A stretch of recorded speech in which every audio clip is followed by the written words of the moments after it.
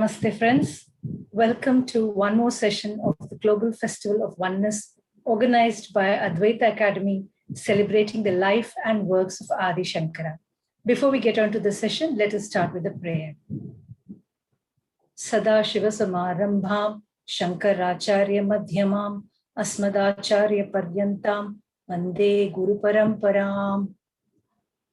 I'm very pleased to introduce today's speaker, Mr. N. Venkataraman, who will be speaking on the Advaitic teachings on the Diksha, how to deal with ups and downs of life. Namaste, Venkataraman ji. Before we get to the session, I'd like to introduce the speaker. Venkataraman ji is a senior advocate and currently Additional Solicitor General of India for Supreme Court. Through the blessings of the Jagat Gurus of Sri Sringeri Sharada Peetham, Venkataraman ji is closely associated in Veda Paripalanam through the Veda Bharati Sangha, Veda Paripalana Sabha.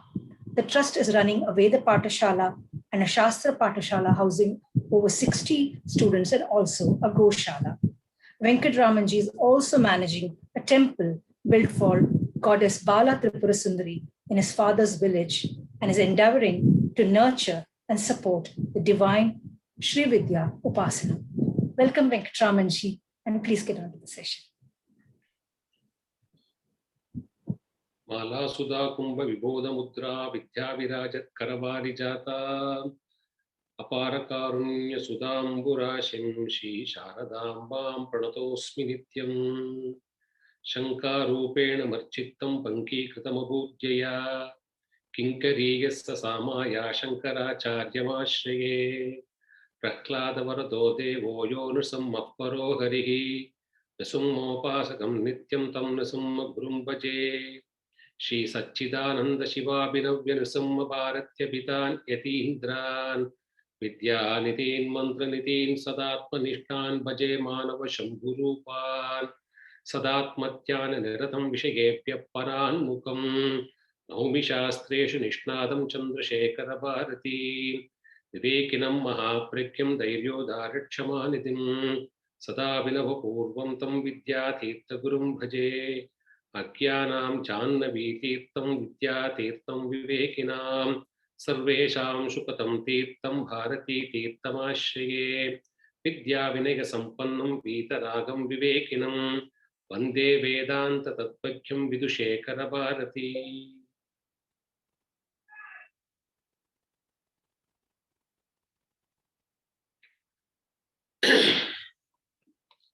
I dedicate this evening and the words that may flow out of this human frame at the lotus feet of Mahasannidhanam Jagadguru Shri Bharati Tirtha Mahaswamigal and Sannidhanam Jagadguru Shri Vidushekara Bharati Swamigal, and proceed to speak.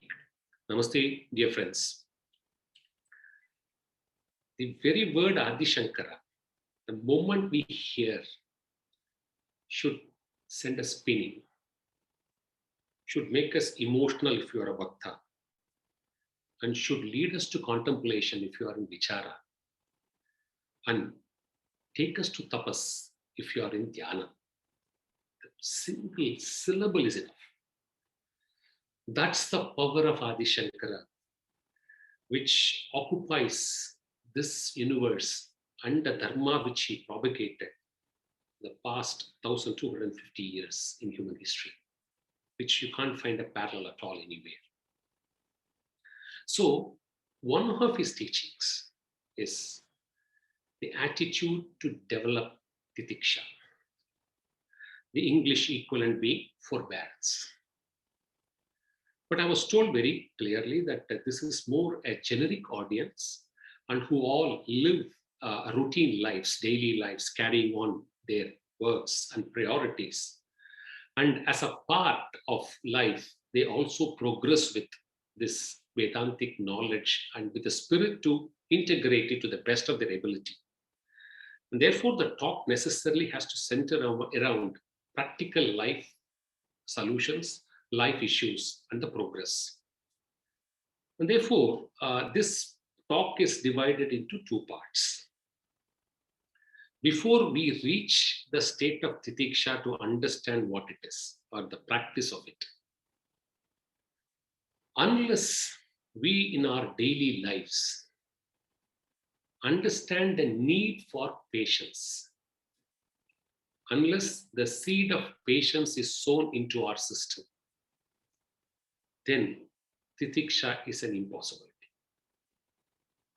So the talk essentially will center around initially, why do we need to be patient in spite of the fact we live in a world which is exactly to the opposite, so impatient, so restless, and more things are achieved or showcased to be more out of aspiration rather than instead of aspiration or inspiration.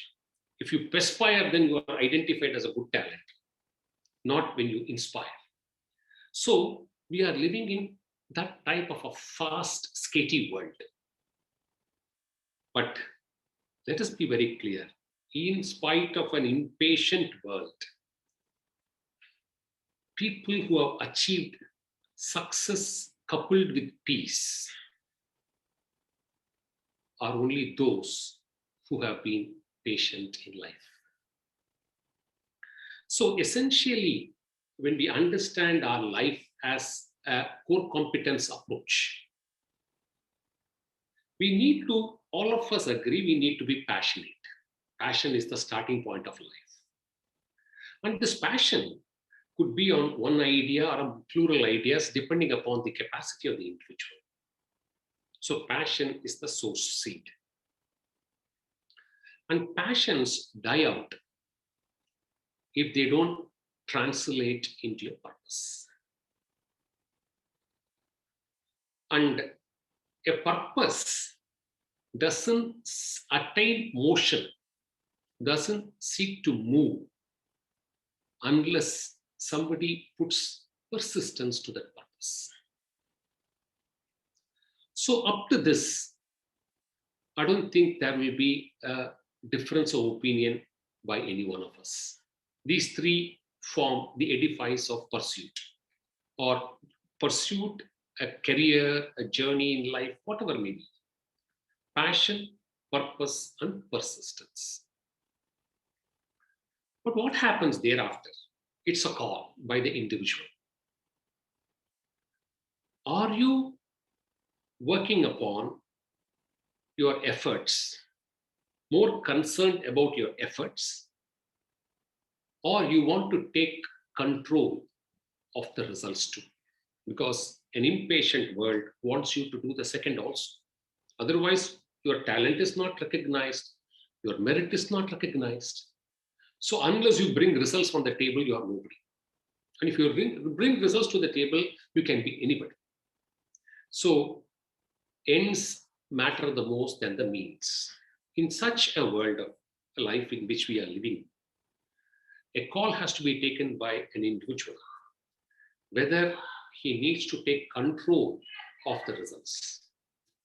And if our attitude moves more towards that, take it from us, then you will tend to be an impatient person by nature. Because whatever you aspire may not happen every time. So the fourth component for a long, sustained, steady success in life is, unless you are patient, it's not going to happen the way nature works in a particular speed. The world order, people in the world is different from world order. So those who align with the world order are more successful and more peaceful than people who don't align and create their own programs to life, issue their own prescriptions to life. So this is the distinction between a patient and an impatient person.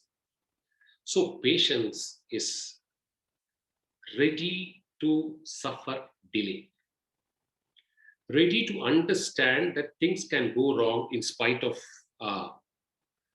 us putting the efforts and not getting annoyed. When you start thinking of Titiksha, unless you have the seeds of this, we can't reach Titiksha. It doesn't come overnight. Titiksha, we can read academically any number of hours or days, but you have to acquire it. So patience is the starting point. Why? Because if you are patient, then you will also become a person with perseverance. The difference between persistence and perseverance is not in terms of English, verbal English language, but in a spiritual understanding. Persistence is only translating the purpose, whereas perseverance comes on times where you're going to be patient and still put hard work. That's the difference. So these are the 5 ingredients. Of course, somebody has defined it with these same 5 in a very different scale, but I could borrow that and put it into a style which will finally fit and lead us into the Diksha. Now, once we understand patience is indispensable quality a human being has to possess, then we identify patience amongst human beings. Some will say, it's by nature, he or she is very patient, by nature. Someone will say, hey, it's a gift he has or she has as a patient person. Somebody will say it's a boon. Somebody will say it's a virtue. These are the different shades where we see patience through the looking glass. But what is important besides all the 4 is, as human beings, we should have patience as a quality. Unless you have the quality to be patient, then you will be inconsistent. You will neither be here nor be there. So, acquisition of a patience as a quality is indispensable for our lives. Why? Because we confront patience, we confront situations which make us impatient. You can broadly classify into 3 buckets. Daily routine irritations, starting from the milkmaid, the servant maid, your driver, your office staff. There are some routine irritating aspects which come into our life.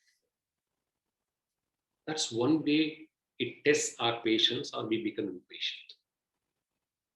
The second piece will be when you confront your life journey in your career or in your social work or whatever space you act or react upon, then you confront situations where your patience normally gets tested. And the last, third angle would be human relations, human emotions, and human feelings. Very exclusive, dealing exclusively with human emotions. So these are the 3 areas that keeps coming up again and again in our daily lives, testing our patience. And as a quality, if you have this as a quality, what are the benefits one can get? A host of benefits are being narrated. It says, first of all, a patient person is normally a positive person. He or she will be sans a lot of negativity, because an impatient person always think because he's in the mood of stress. So patience makes you positive. Now, patience slowly will become a companion to you in becoming or developing better wisdom. It's a companion to wisdom. Patience allows you to have long-term visions. And therefore, a good mental and physical well-being is assured. Patience allows you to make sustained efforts. Unless you have sustenance, it is very, very difficult. So with these 4 basic aspects, you can possibly confront the first two types of impatient situations. But more importantly, patience leads you to peace slowly, slowly. And again, it makes you very, very popular. Are we not attracted towards a patient person by nature? Oh, come on. He's so calm. He's so quiet. Something will attract us towards a patient person who is patient. So it also makes you quite popular. And when it comes to human relationship, emotions, patience allows you to forgive. Forgiveness is a quality which gets created or is born in a human thought only when you are able to measure your life with patience. And once you become a patient person, you will be able to segregate a conduct or an action of a person from the person. Because nobody is bad all the time, nobody is good all the time. So this sense of discrimination between a person and his action or her action. So you will continue to support those actions knowing fully well that they may be right or wrong without interfering into their relationship issues. In a more larger scale, these are all things which the quality of patience can lead us into. But what is paramount is, as a Shakti, if you are a patient, if you are by nature, patience is something, patience and tolerance is part of your nature. If you develop that as a nature in your life, you will first become a non-violent person. Patience leads to ahimsa. Before you can reach Diksha, we have to first reach ahimsa. And patience can also allow you to undergo suffering. See, the problem today in the world is, if somebody accuses that we are wrong, or we lose, we fail, we undergo pain which we want to hide. We don't want to show any of these negativities in the world because the world won't accept us. That's the fear all of us have. So self-suffering is now trying to be non-existent among us. We see that we should never project ourselves as self-suffering. You don't have to project yourself, but we must also cultivate the habit of suffering our own issues ourselves.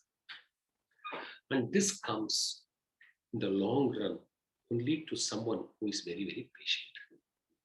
Patient helps you to suffer yourself without anybody's. This is something which the last non-violence, self-suffering, and patience. If you lose patience, you lose the battle. These three important messages are given by Mahatma Gandhi. Throughout his life, he has lived a very patient life. And yes, these are three cardinal principles. It leads you to non-violence. Then it allows you to self-suffer. And more importantly, if you lose patience, you normally lose the battle. So this is at a conceptual level about patience. Now, all of us are leaders in some way. In some way, we are leaders. We lead a small group, a big group, doesn't matter. We involve. You need not even be a leader. You may have to necessary to interact, work with as a team. So, by any chance, if you have to lead a team, you need to be patient in life. If you are an impatient leader, straight away people will start isolating themselves from you to say that why should I be part of this team? Because you will not give the time to take stock. You will not give the time to build capacities. You will not be ready to wait for long outcomes over a period of time. And more than anything else, you will lose trust. Whenever you exhibit impatience in a team, in a teamwork, especially social work, if you are an impulsive and an impatient person, then you are bound to lose the trust of the rest. Because you will not be adaptable for change. You will not be adaptable for collective decision making. And you will not be ready to improve skills. These are all part of a growth in our daily routine. All this is traceable to one quality called patience. You don't have to have multiple qualities to generate all this in you. If we have to be what? A better person, patience is a sine qua non. Well, having said this far about patience, we should now go back to the first concept, which we started, say, about 25 minutes ago. As human beings, see, this is a principal test, whether it is life or spirituality. For some, there is no difference between life and spirituality. I make this distinction for the reason that when you live your routine life, Vyavakarikam as against Paramarthikam, then you have to deal them as two different modules. But what is common to both the modules is, how are you as a person by nature? Do you put efforts and do you take control over things which is within your domain knowledge, ability, and execution? Or you wish to take control of things which is beyond yourself? And then, because you take control over it, either emotionally, physically, mentally, or using power, or using status, using any sort of a mean, if you are a person of that attitude, then, as I said initially, that patience will not be part of you. You will become an impatient. You will be identified as a person who is very, very impatient. And what happens? Impatience leads to stress. Here comes the transition to the Diksha. That's why I have put this bridge. Patience transforming into forbearance will happen naturally by over a period of time. Naturally. A person who is patient will one day acquire this quality of Diksha. He doesn't have to put extra efforts. Whereas somebody who is impatient must first psychologically, physiologically, conceptually understand that not being patient makes life stressful. So, what do you mean by stress from a spiritual angle? Stress is a symptom where after you put an effort, you demand a particular result to that effort. Or else you keep debating. Suppose you are a non-spiritual person. What would you say? If I put tomato seeds, it should grow tomato. It's natural because it's a tomato seed.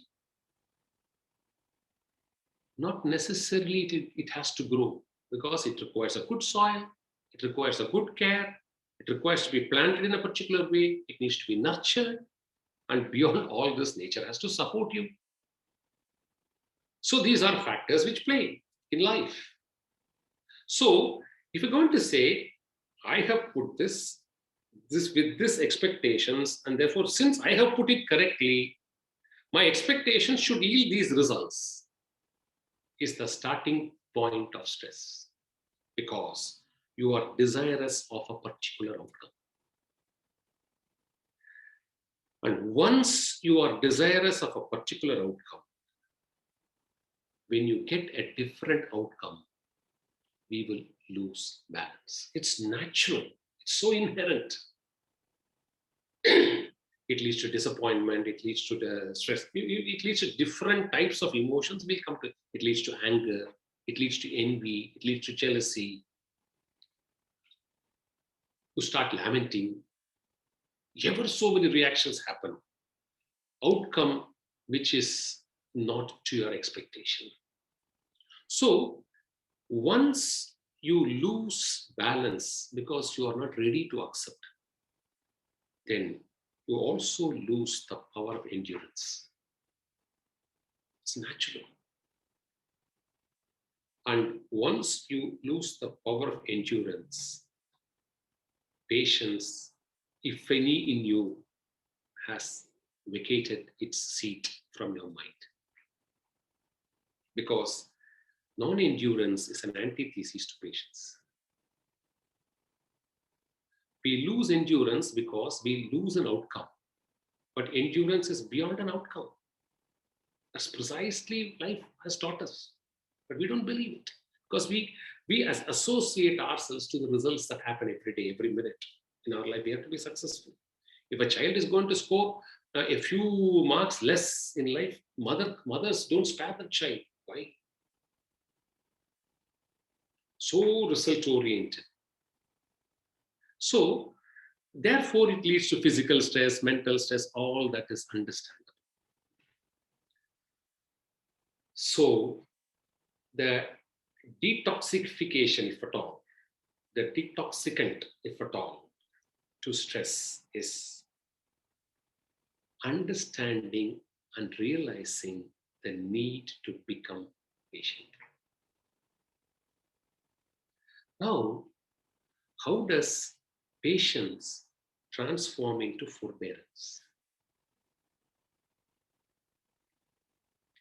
Here comes the impact of inner spiritual strength, or Sanatana Dharma, or the parampara to which all of us belong to, the glorious Bharata parampara. Irrespective of the religion to which you belong, irrespective of the caste to which you belong, there is a tradition to this soil, to this country, and people who are born out of this country.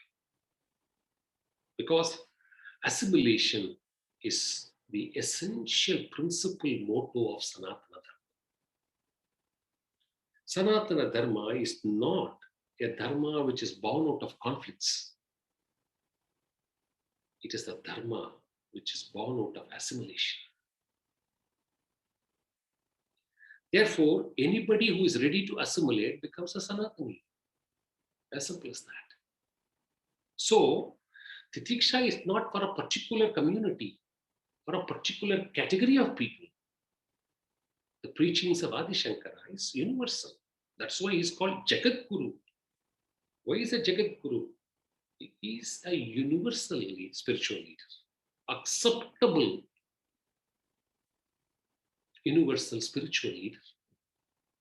Now, therefore, when does patience transform into forbearance?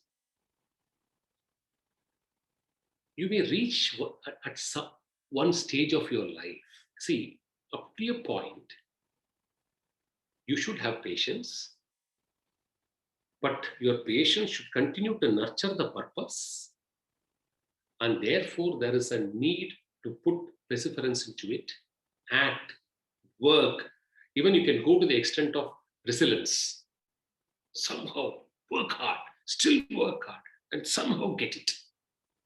Get going and reach where you want to reach, in spite of the hurdles. This is the attitude one has to carry if one has to lead a daily routine in life. Unless otherwise your core life is a spiritual path. I'm talking of a material life. But a practitioner of patience in material life, over a period of time, when he or she matures, it's a wonderful experience. One has to go through the process. it will lead you to a state where either if you are so fortunate and so blessed, and if you have exhausted your karmas by doing the work properly and diligently, then God gives you the opportunity in this birth to pursue the path of a spiritual life in solitude, where you don't have external digressions or diversions or distractions. Very, very few get it. But for the rest, God is not unkind. Nature is not unkind. For the rest, in spite of being in the thick of things, in the middle of such a stupendous tasks, in the company of important people, every minute, every hour, every day will be a day of uncertainty. All of us, when you start peaking in your life, will get into that moment. The peak moment will always be a moment where your uncertainty will dominate your life screen than your certainty and your ability to control things. So when you reach that zone, and when the percentage of uncertainties starts growing in geometrical proportions, you will have to act because you are in the thick of things, but you will simply be clueless as to what is going to happen. You have absolutely no idea what is going to happen. The results can be 0 to 100.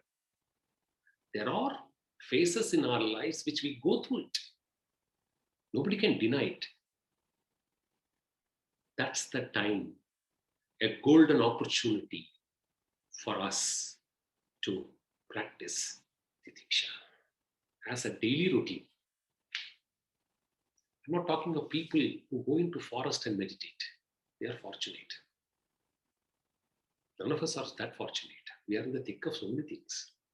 So, this is the glorious time to practice the Diksha. How? What does Bhagavad Pada say in the 24th shloka of Vivekachuta? One who is not afflicted by a particular situation so that he goes to prepare a countering aids. One who doesn't show any anxiety. One who doesn't lament over a particular situation. If I have to put it in my local language, எந்த பிரயத்தனமும் பண்ணாம, எந்த கவலையும் படாம, எந்த புலம்பலும் பண்ணாத, you face a situation. When you face such a situation in your material life as part of your daily life, hey God, my God, it's simply going out of my hand. Let's not attempt to resist it. Just leave it. Wherever it takes us, it takes us. That is the seed or the starting point of the Diksha. Have you undergone that phase in life? If so, have you materialized this ability in you? Then it is the Diksha. In a practical sense, we'll come to the pure spiritual sense in a short while. But this is the practical, it's a starting point. You will be doing, but you will not have control. And when things go in whichever way, you accept it and keep doing because you can't give up. So you don't plan how to get over. Rather, whatever needs to be done, you keep doing, irrespective of what is happening. And then that is the starting point of the Diksha. Then what will that lead you into? It will lead you into a temperament in your thought process, not to resist, not to suffer painful feelings, not to feel very remorse. So next graduation. You will not see when we when things go out of control, either we get stressful, or if the results go bad, we become painful. We curse ourselves. I don't know why I got into this mess. How many times all of us say every day? Rather saying that, can you peacefully enjoy that pain without asking questions? Allow the pain to go through you.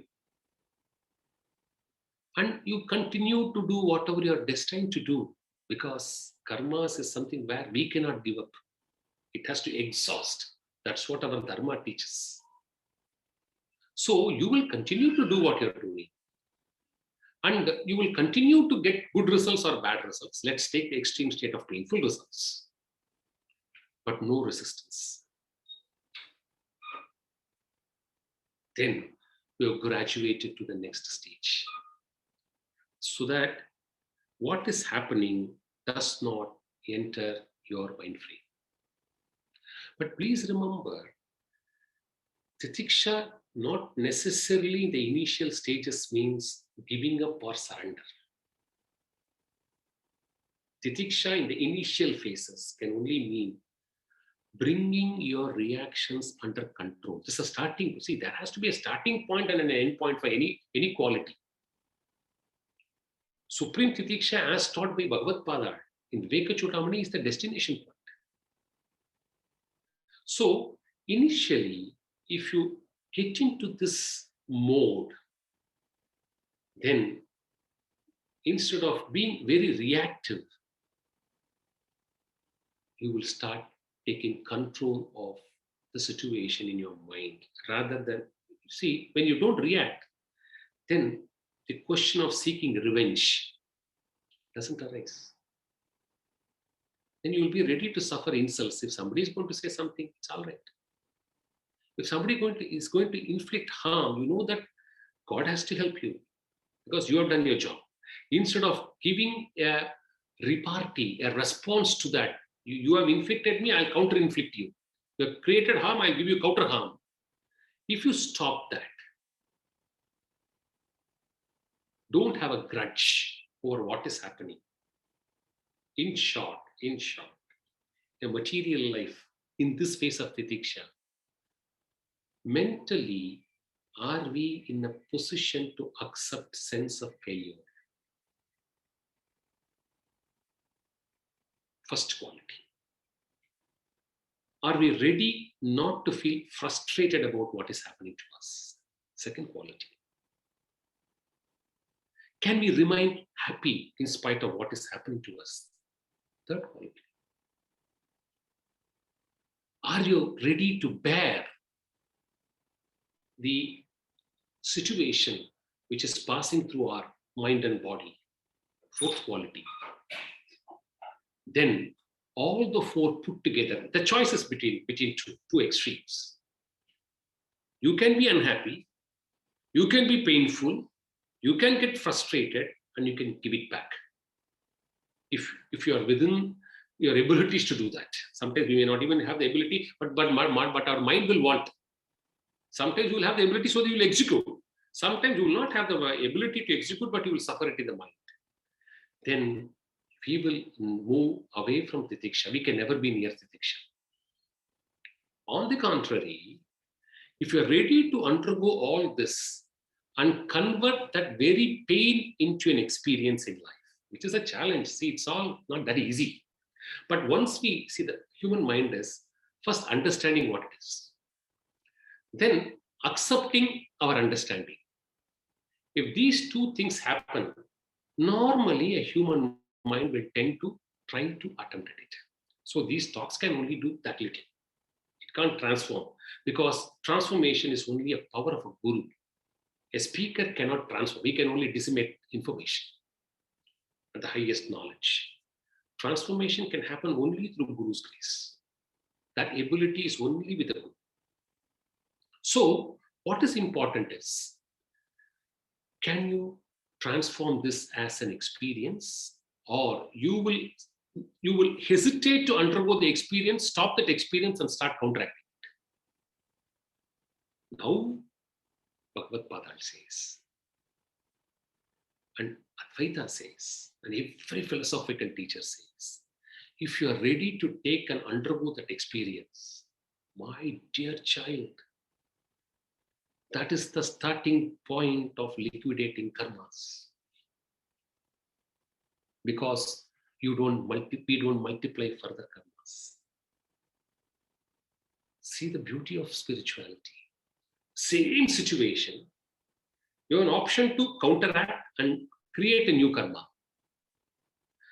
Allow it to happen in the way and gain it as an experience, then you subsume it, you destroy it, and you extinguish it. It doesn't translate into yet another karma for us to take one more birth or a few more births to suffer or enjoy the pleasure.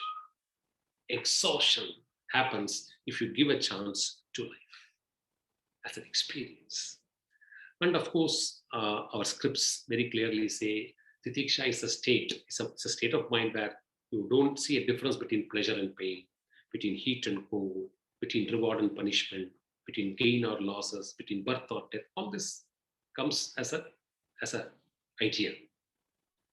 Now I have just 3-4 minutes before I can take questions. How do we develop the Diksha? Ultimately, that's the last. If somebody can say, well, this looks very convincing, we understand, we also accept, but how do we do it? Bhagavad Pada, in his commentary in the Bhagavad Gita, chapter 17,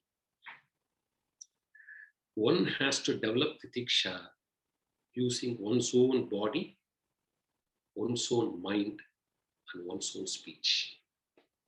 These are the 3 tools to develop the Diksha. How do we do it? Use your body to worship God. Use your body to serve gurus. Allow your body to simple routines.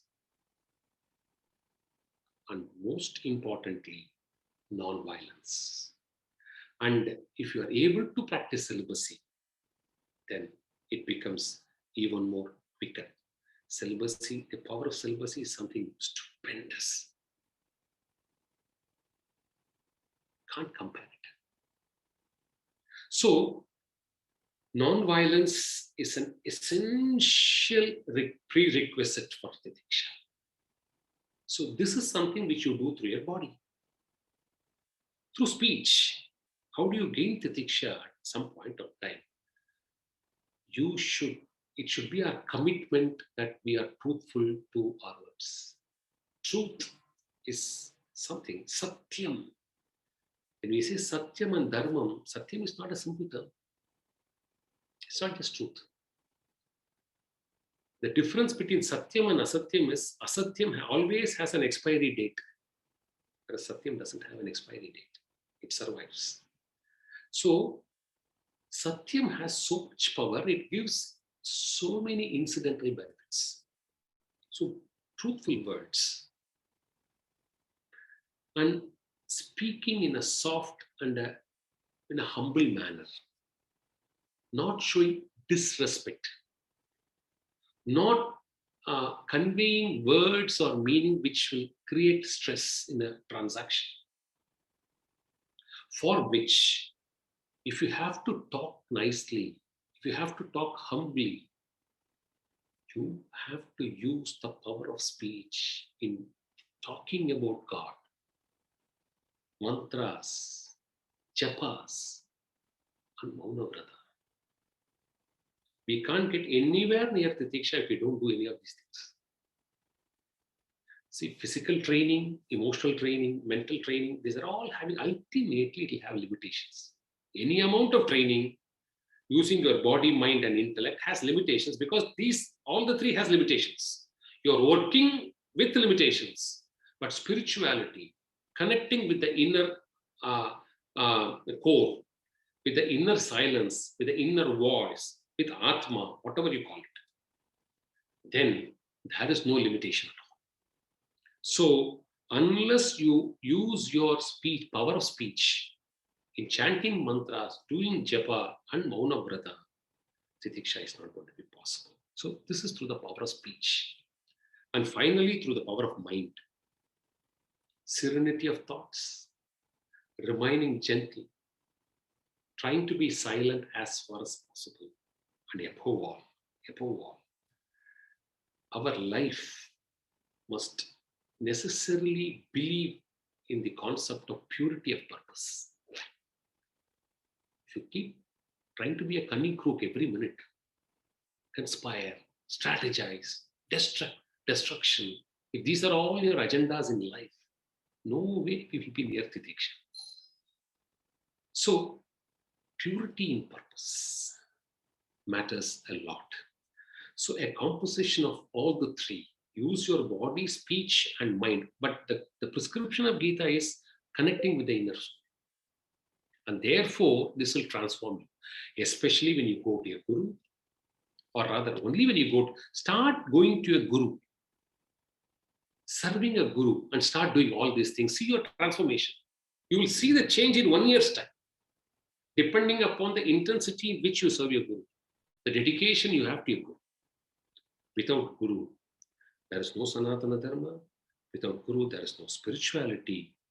And without Adi Shankara Bhagavad Padar, none of us, after 1250 years, will be talking about what the glory of Sanatana Dharma is. Eternally, each one of us are indebted to Bhagavad Shankara. With these words, I thank Nitin, especially, and Anuradha and Hariram, all of you for this wonderful opportunity, yearly opportunity to come and be with you for an hour. This has to do first good to me, as I started doing this first to educate and improve myself. And whatever I have shared is only incidental.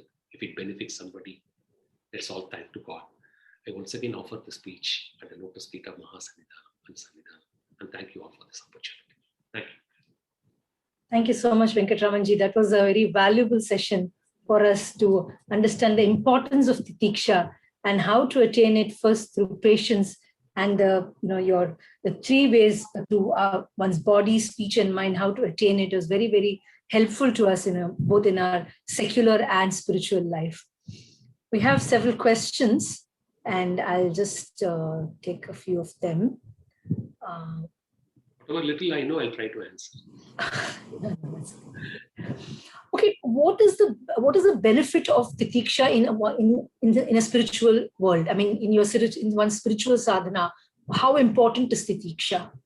See, unless you reach equanimity, what is Advaita ultimately?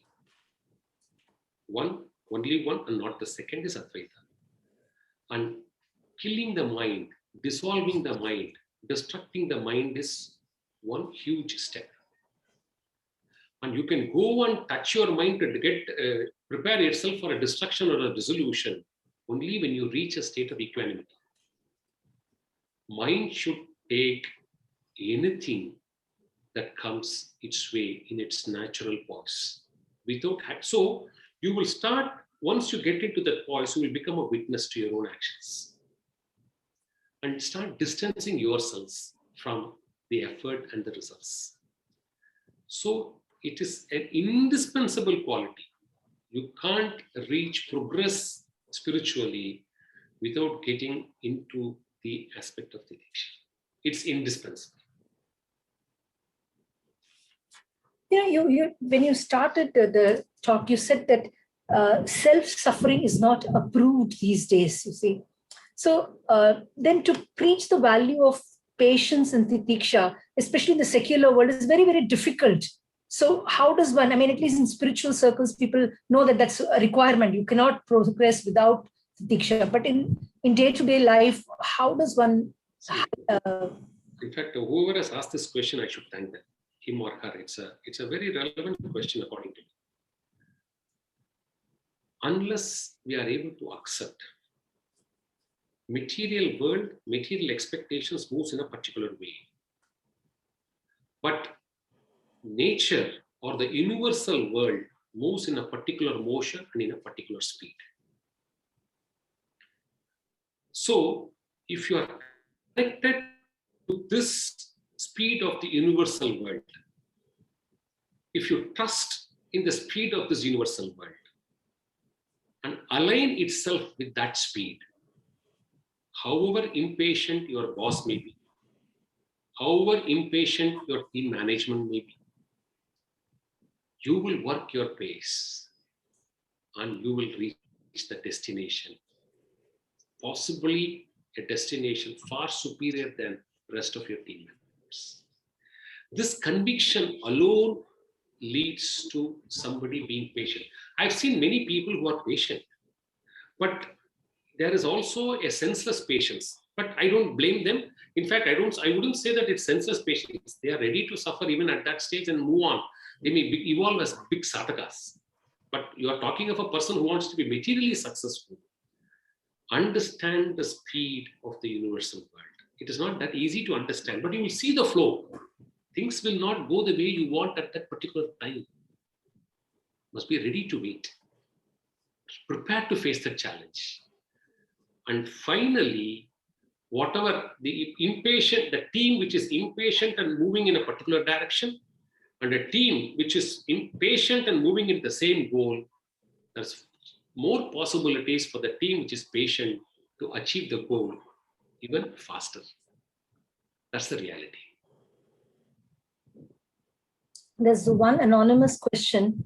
Would you agree that faking a behavior pattern till you make it as a part of your routine behavior is a good idea? He's asking.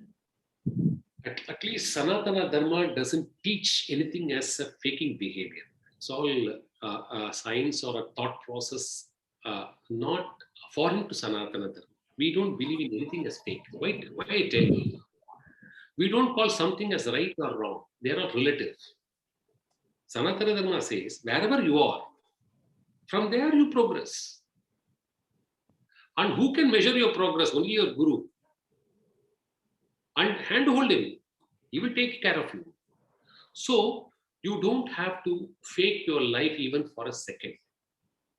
Whether you are good or you are bad, it's immaterial. If you are ready to change, ready to progress, how does it matter you have been good or you are bad? So why should you fake? Go by what the scriptures say. Be convinced about it and start practicing in whatever little humble way it's possible. Increase the frequency slowly. Nothing happens overnight. If you're decided to perform a particular ritual, say initially for 5 minutes, once in a week, start with that. Then it becomes twice a week, thrice a week. Then 5 minutes become 15 minutes, 15 become 30. It will lead you. If you start doing it, it knows how to lead you. That's the power of nature which I'm talking about. Go to your guru and believe in nature. And you start doing what is good. If you start doing more of bad, it will lead you to do more and more of bad. That's what Krishna says. If you start doing good, it will lead you to do more and more good. Don't ask how, it works. So that is the remedy. No need to fake anything in life. Okay, there's one more question. What are the approaches that you have found useful to change personal behavioral patterns in a positive direction? I mean, if you ask me personally, whatever transformation that happens to me, I strongly believe it is only because of my Guru's grace. This is my personal conviction. I don't attribute anything as my success or anything that I have done something or achieved something. I've never said this in life. I don't say this with an idea to propaganda, not at all. I say this with all the humbleness attached to it, with reverence I say. So transformations cannot happen with your ego. This is my conviction. Transformations happen only through Guru's grace. And whatever transformation that has happened so far, and whatever transformation which may happen in future, it will happen only through His grace. This is my conviction in life. This is very personal. I don't say this is what is right or wrong. This is my personal conviction. Anjan Nandi says that patience and pain create stress in the body and mind, and in return cause many health problems. Does it exhaust karma? He's asking. No, that's the point. I think whoever has asked a very relevant question. See, patience and pain leads to stress.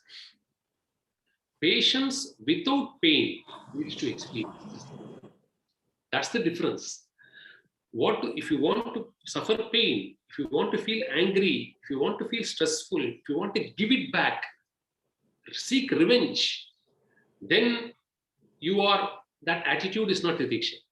It will stop you from translating into an experience because you're avoiding an experience. You're fighting against an experience. So if you don't fight and say, allow it, whatever happens, it happens. Give it a try. Then if you don't take revenge on a particular occasion and leave it there, it transforms you. It gains you an experience. You will enjoy that pain. You will not suffer it as a pain. You will undergo that as an experience. That's the difference, which our spiritual practices enable one to undergo. I'll take one last question as we're running out of time. Pradeep Doshi wants to know, may I please know who is your Guru? Without a doubt, I have only one Guru in my life. Jagat Guru, Shri Bharati Tita Mahaswamikal, Jagat Guru, Shri Videshekara Bharati Mahaswamikal, the Jagat Gurus of Sringeri. I don't have a second Guru in life. There can be only one parent to a child. And there can be only one. See, every Guru should be revered. Every Guru should be respected. We should offer our obeisance to every Guru. But guidance should be only from one source. And I hail from a village which has the connect with Sringeri Mutt for 800 years. A Veda Pandita from our village has been part of the Vidvat Sadas of Vidyaranya Maharaj, the 12th pontiff of Sringeri Mutt. So I hail from such a village. So it's all one and only because of Sringeri Acharya and my Guru. And I say this with utmost reverence. I would have been a moron had I not come into him. I was that selfish a person, that greedy a person, that nasty a person before I came into his contact with my Guru to reveal the truth. Thank you very much for this session. We've really benefited from this valuable tips you gave us and the importance of the Diksha. I have a few announcements to make before we end today's session. Indic Academy Indic Renaissance Fund is pleased to announce a scholarship scheme of 50% of the fee payable of 6 selected sadhakas for Chinmaya Mission's 1-year residential Vedanta Sadhaka course. Interested persons can apply directly to the mission for the course, indicate their interest in the scholarship. More details will be provided in the video at the end of this session. I'll also announce tomorrow's program. We have several sessions lined up for the remaining till June 16th, and we will announce tomorrow's session also. Not at all. Tomorrow at 7 a.m. India time, Mahamahopadhyaya Swamini Brahma Prakashananda Saraswati will be talking about Drigdrishya Viveka. So please do tune in to this program. And thank you very much. Namaste. Namaste.